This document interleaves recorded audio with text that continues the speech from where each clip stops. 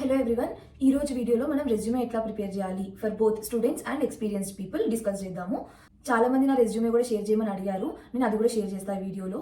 Let's discuss అసలు రెజ్యూమేలో ఏం add చేయాలి, ఏం పెట్టాలి, ఏం పెట్టొద్దు, ఎన్ని పేజెస్ ప్రిపేర్ చేయాలి, వీటన్నిటి గురించి డిస్కస్ చేద్దాం. And also ATS friendly resume ఎట్లా క్రియేట్ చేయాలి. ఏటీఎస్ అంటే తెలియని వాళ్ళు, ఏటీఎస్ అంటే అప్లికెంట్ ట్రాకింగ్ సిస్టమ్ అనమాట.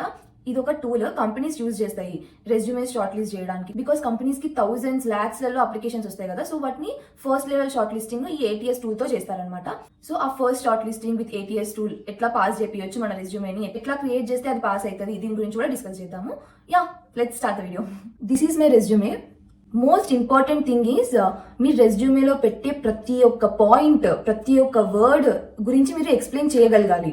మీ రెజ్యూమేలో ఇది పెడుతున్నారు అంటే మీరు దాని గురించి ఒక 10 minutes నాన్ స్టాప్ గా మాట్లాడగలిగేంత కాన్ఫిడెన్స్ ఉండాలి, అప్పుడే పెట్టండి. బికాస్ రెజ్యూమే ఒకసారి ఇంటర్వ్యూ చేతిలోకి వెళ్ళినాక హీ కెన్ ఆస్క్ ఎనీథింగ్. కొత్తవి ఏం అడగరు ఇంటర్వ్యూస్ లో. నువ్వు రెజ్యూమేలో ఏం మెన్షన్ చేస్తావో దాంట్లో నుంచి అడుగుతారు. So you should be so confident. మీరు ఏమైతే రెజ్యూమేలో మెన్షన్ చేస్తారో ఈచ్ అండ్ ఎవ్రీ పాయింట్ మీద you should be so confident. Okay, and resume ఎప్పుడు 1 page కంటే ఎక్కువ ఉండొద్దు. మిమ్మల్ని టెక్నికల్ గా బెస్ట్ రిప్రజెంట్ చేసే ప్రాజెక్ట్స్ యాడ్ చేసుకోండి. స్కిల్స్ అయినా అట్లానే. లైక్ నేను చెప్పేది ఏంటంటే 1 page లో ఫినిష్ చేసేయండి రెజ్యూమేని. Don't exceed. మనం ఫార్మాటింగ్ గురించి మాట్లాడదాము. ఎప్పుడు కానీ సింపుల్ ఫాంట్స్ చూస్ చేసుకోవాలి. ఏరియల్ అయినా లేకపోతే టైమ్స్ రోమన్, నేను టైమ్స్ రోమన్ వాడతాను. ఏరియల్ యూజ్ చేయొచ్చు, క్యాలిబ్రీ యూజ్ చేయొచ్చు. ఇవి సింపుల్ ఫాంట్స్. ఎప్పుడు కానీ రెజ్యూమ్ రాసేటప్పుడు సింపుల్ ఫాంట్స్ యూజ్ చేయాలి. అండ్ కలర్స్ కూడా బ్లాక్ అండ్ వైట్, లేకపోతే grey and white, blue and white.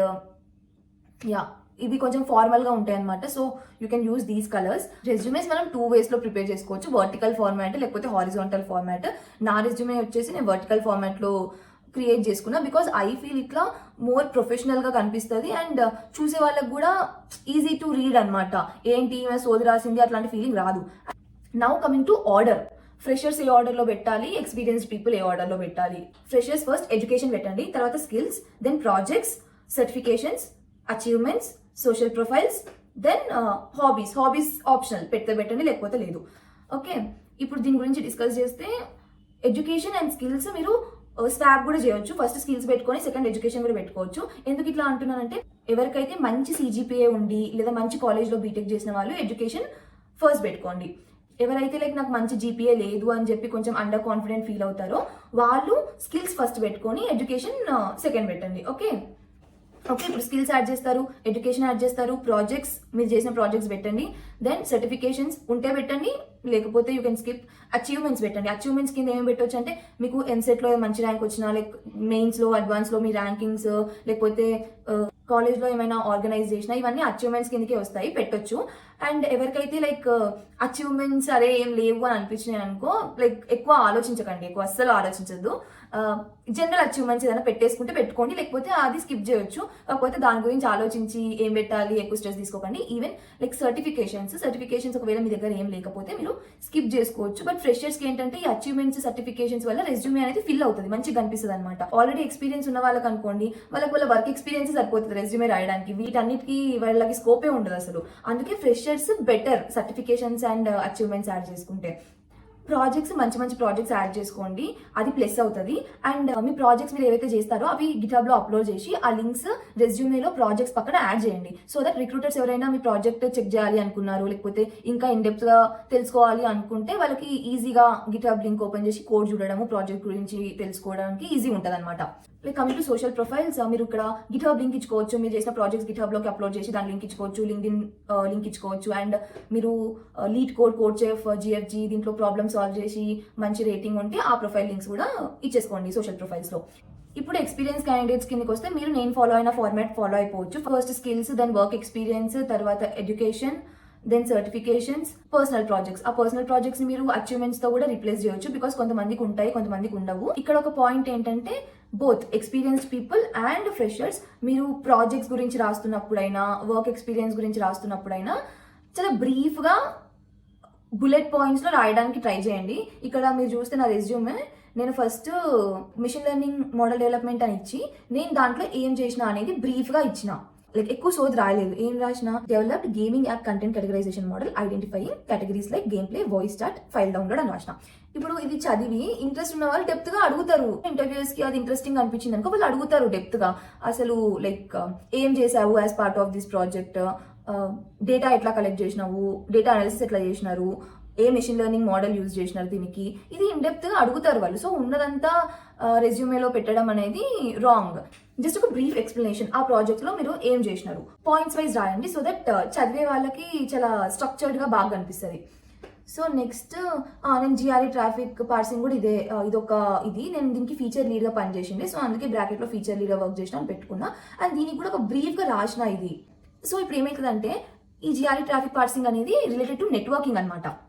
నేను నెట్వర్కింగ్ కంపెనీస్కి ఇంటర్వ్యూ ఇచ్చినప్పుడే వాళ్ళకి తెలుసు జిఆర్ఈ ట్రాఫిక్ అంటే ఏంటి, డిపిడికే అంటే ఏంటి అనేది నెట్వర్కింగ్ కంపెనీస్లో చేసే వాళ్ళకి ఐడియా ఉంటుంది. నెట్వర్కింగ్ కంపెనీస్ కాకుండా వేరే కంపెనీస్ లైక్ నేను పైన్ ల్యాబ్స్కి ఇచ్చిన ఇంటర్వ్యూ, ఏఎండీకి ఇచ్చిన, మైక్రోసాఫ్ట్ వాళ్ళు కూడా వీళ్ళందరూ నన్ను ఈ మిషన్ లెర్నింగ్ ప్రాజెక్ట్ గురించి అడిగినారు. బికాస్ వాళ్ళకి అది ఇంట్రెస్టింగ్ అనిపించింది. ఇది జనరిక్ కేటగిరీ కదా, సో అందరు నన్ను మోస్ట్లీ మిషన్ లెర్నింగ్ దాని గురించి అడిగినారు. ఈ జిఆర్ఈ ట్రాఫిక్ దాని గురించి నెట్వర్కింగ్ కంపెనీస్ వాళ్ళు గట్టిగానే అడిగినారు, బికాస్ వాళ్ళకి తెలుసు జిఆర్ఈ ట్రాఫిక్ అంటే ఏంటి. నేను అందుకే ఏం చెప్తున్నానంటే మీరు రెజ్యూమేలో పెట్టే ప్రతి ఒక్క వర్క్ ఎక్స్పీరియన్స్ ఆర్ ప్రాజెక్ట్ మీకు డీటెయిల్డ్ అండర్స్టాండింగ్ అండ్ ఎక్స్ప్లెయిన్ చేయగలిగే కాన్ఫిడెన్స్ ఉండాలి. నేను ఓన్లీ ఇవే చేయలేదు as part of my experience, ఇంకా 2-3 ప్రాజెక్ట్స్ కూడా ఉన్నాయి. నేను అది స్టార్టింగ్ 2021లో కంపెనీలో జాయిన్ అయినప్పుడు చేసిన అనమాట. కానీ నాకు వాటి మీద క్లియర్ అండర్స్టాండింగ్ లేదు. ఒక ప్రాజెక్ట్ నేను మధ్యలో జాయిన్ అయినా చేసిన, నాకు తెలుసు end to end as part of that project మేము ఏం చేసినామో అనేది తెలుసు. అది లింక్డ్ఇన్లో ఉంటుంది. నేను లింక్డ్ఇన్లో మెన్షన్ చేసినా కానీ నేను రెజ్యూమేలో పెట్టలేదు. బికాస్ ఎందుకంటే నేను పెట్టినా అనుకో, ఒకవేళ ఇంటర్వ్యూకి ఆ పర్టికులర్ ప్రాజెక్ట్ నాకు ఇంట్రెస్టింగ్ అనిపించి దాంట్లో ఇన్ డెప్త్ క్వశ్చన్స్ అడిగినారనుకో, నాకు